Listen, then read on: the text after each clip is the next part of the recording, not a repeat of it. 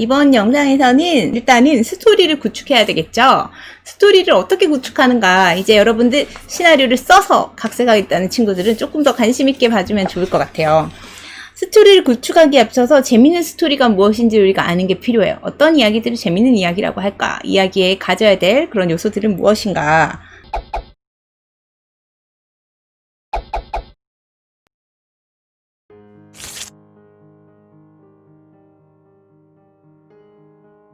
일단은 아리스토텔레스는 시학에서 이런 이야기를 했대요. 사람들은 연극을 보면서 공포와 동정의 감정을 일으키고 이것은 고양된 감정을 통해 마음속에 쌓여있는 불만스러운 정서를 씻어내게 한다.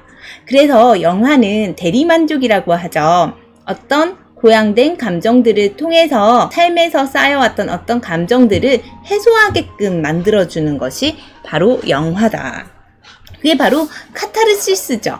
그래서 어떤 카타르시스를 느끼게 하는가가 바로 여러분 시나리오가 좋은 스토리인가 아닌가를 분별하는 그런 방법이 되겠습니다.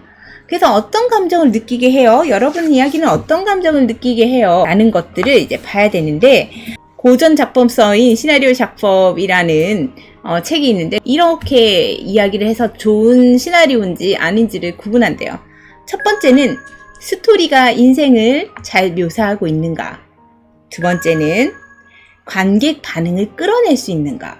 세 번째는 인물이 진실되게 묘사되고 있는가. 네 번째는 오락용으로 쓰인 것인가 아니면은 그 이상의 것인가.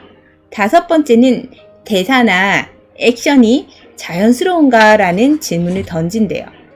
이것에서 답을 해보면 내 시나리오가 지금 좋은 시나리오로 소재가 잡혀 있는가, 쓰여 있는가 아닌가를 이제 구분을 할 수가 있다는 거죠.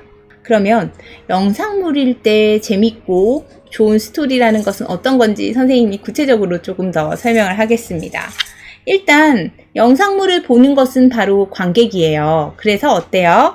관객이, 그러니까 시청자가 이입이 가능해야 돼요.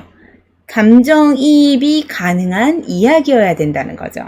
저는 좋은 스토리에서 사건을 꾸며내는데 사건을 막 이렇게 빵빵 터트리는 게 중요한 게 아니라 사건이 중심이 되는 사람, 인물에 공감이 할 수 있는가, 빠져줄 수 있는가가 중요하다는 거죠. 관객과 시청자가 감정이입을 할 수 있어야지 좋은 이야기다. 근데 감정이입이 안 되면 내가 하고 싶은 말을 강요하는 거예요. 나 이거 봐, 이거 좋은 거야, 이거 보라고, 이렇게. 그렇게 되면 좋은 이야기가 될 수가 없다. 그래서 좋은 스토리는 어떤 사람인가에 대한 이야기예요. 그래서 다른 선생님 영상이나 혹은 책에서도 항상 얘기해요. 시나리오라는 것은 뭐라고요? 어떤 사람, 누구에 대한 이야기인가, 누가 무엇을 하는 이야기인가, 누가 무엇을 어떻게 해서 성장하는 이야기인가가 바로 시나리오의 스토리라고 얘기를 하거든요. 그래서 어떤 사람의 이야기고 그의 행위와 말에 관객이나 이제 시청자가 공감할 수 있어야 된다는 거죠. 그게 첫 번째 좋은 스토리의 요건이에요. 감정이입이 가능한 캐릭터가 나와야 된다.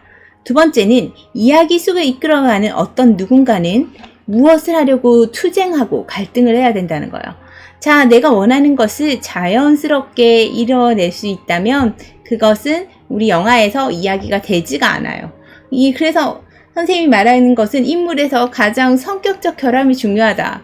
이 성격적 결함을 통해서 계속 갈등을 만들어내고 이 영화가 이 성격적 결함의 한 인물이 고쳐지면서 이 갈등이 해소됐을 때 영화가 결말을 맞이하는 거거든요. 그래서 좋은 스토리는 테마가 있어야 되는데 테마라는 것은 바로 목적 지점이에요. 목적지가 있어야 돼요. 목적지도 없는 주인공이 나오면 혼란스럽고 방황이 느껴져요. 그럼 관객들도 혼란스럽고 방황을 느끼게 되면 감정이입보다는 비판하게 되고, 그러다 보면은 어떤 감정을 내 영화가 끝났을 때 불러일으켜낸다기보다는 그것을 관찰적으로 보는 그런 시선만 남게 돼서 시간 낭비다라고 느끼게 되는 거죠, 관객들은. 그래서 감정이입이 가능한 somebody가 있어야 되고, 그리고 something이 있어야 돼요. 그 사람이 somebody가 something을 하려고 했는데 좌절되는 이야기가 바로 좌절되는 과정이 그려지는 것이 바로 영화 스토리예요. 그 좌절되는 과정을 통해서 어떻게 해야 돼요? 내가 무언가를 고쳤을 때 이걸 해내고 성취하면 어떤 카타르시스를 관객이 느끼게 되거든요. 그 목적지를 향해 도달하기 위해서 애쓰는 과정, 그것이 나타나는 것이 바로 좋은 스토리다. 다음 세 번째는 좋은 스토리 속의 목적지, 그 무엇, 그 something이라는 것은 도달하기 쉽거나 얻기 쉬운 거면 안 돼요. 얻기 쉬운 거면 걔가 주인공이 좀 멍청해 보여. 예를 들면 어떤 나쁜 놈을 쫓아. 근데 이유는 돈 때문이야 라고 하면 한참 영화를 쓰고 나면 이런 질문들. 야, 이렇게 하고 돌아다닐 시간에 대출을 받는 게 낫지 않아? 이렇게. 그죠? 그냥 돈을 얻을 수 있다는 것은 다른 여러 가지 방법들이 있거든요.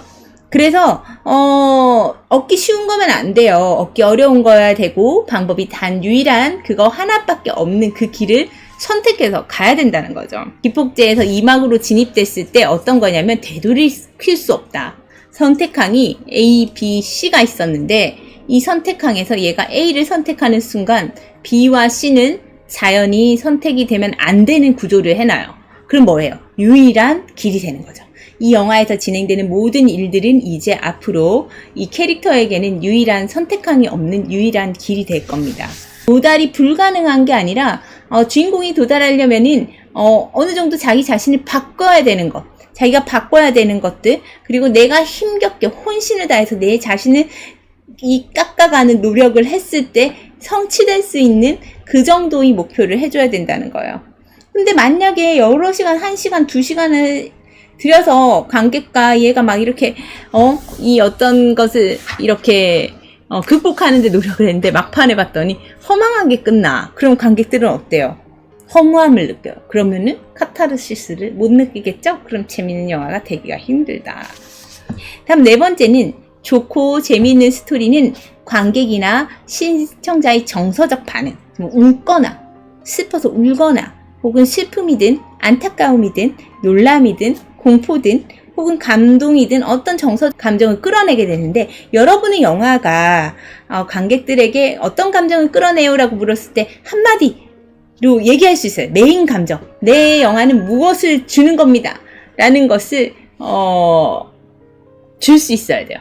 여러분 링 아나요? 선생님 어렸을 때 굉장히 무서운 영화로 링이 있었는데 이 링 같은 경우에는 링 보면 어떤 감정 느껴요? 공포! 무서워! 이걸 바로 느끼죠. 그래서 공포 장르 같은 경우에는 그게 정말 명확해요. 어떤 것들을 느끼게 해주는가. 그래서 이런 감정들이 분명하게 관객이 어떤 감정을 느끼는가가 나올 수 있어야 되고 그거를 통해서 이제 관객들이 대리만족을 하게 될 것이다. 그래서 좋고 재미있는 이런 스토리는 관객의 감정을 불러일으킨다. 카타르시스를 만든다. 라고 보면 되겠습니다. 다음은 좋은 스토리는 또 결말이 있대요. 결말이 반드시 해피엔딩을 말하는 건 아니에요. 섹스피어의 로미오와 줄리엣은 해피엔딩이 아니죠. 둘이 죽어버리잖아요. 그렇지만 생사를 초월해서 사랑을 이룬 느낌을 만들기 때문에 슬프지만 카타르시스를 느껴요. 저런 영원한 사랑이 있구나 이러면서. 그죠? 그래서 어떤 목표점, 사랑이 이루어졌다는 그 목표점에 도달했다는 안도감, 만족감을 주는 것도 관객들에게 어떻게 보면 카타르시스이기 때문에 그것 자체가 해피엔딩이어야 된다, 아니어야 된다로 이렇게 구분하는 것은 굉장히 1차원적이다. 그럼 내가 해피엔딩이 아닌 결말을 선택했을 때 좋은 영화가 되려면 그에 상응하는 관객에게 카타르시스 무엇을 느끼게 할 것인가를 생각해야 돼요. 무서워하면서 함께한 관객이나 울면서 함께한 관객, 웃으면서 함께한 관객에게 흐지부지 혹은 집을 오면서 영화에서 나오면서 찝찝한데? 저 영화는 뭐야? 이런 느낌이 들면 안 돼요. 예를 들면 오픈 엔딩이라 나 열린 결말을 할 거야 라고 했을 때 그 결말을 정확하게 안 해서 찝찝함을 준다면 문제가 되고 결말이 나지 않은 게 아니라 새로운 시작을 암시한다거나 뭔가를 기대하게 만든거나 하면 이제 오픈 엔딩이 좋은 거죠. 오픈 엔딩이 그러면 예를 들면 뭐 그 사람과 연애를 하는 내용인데 뭐 주인공이 만나진 않았어. 근데 어느 장소로 가는 거예요. 근데 상대가 나타날지 안 나타날지는 몰라. 이런 게 오픈 엔딩이야. 안 가고 있는 게 오픈 엔딩이 아니라, 그리고 만약 안 가고 있었는데 전화가 와. 그 전화를 딱 들면서 끝나. 이게 오픈 엔딩이야. 뭐야? 관객 스테이지에서 만나러 가나봐. 상상할 수 있죠. 그래서 어떤 새로운 시작을 암시하거나 할 때 끝내주는 오픈 엔딩은 카타르시스를 전달하지만 애매모호하게 끝나버리는 오픈 엔딩 같은 경우에는 전화가 오는데 모른다든지 뭐 이런 오픈 엔딩이라고 해야 되나? 그런 것들은 오히려 관객들에게 실망감을 준다. 그래서 주의해야 된다. 그래서 이런 것들을 잘 만들어야 돼요.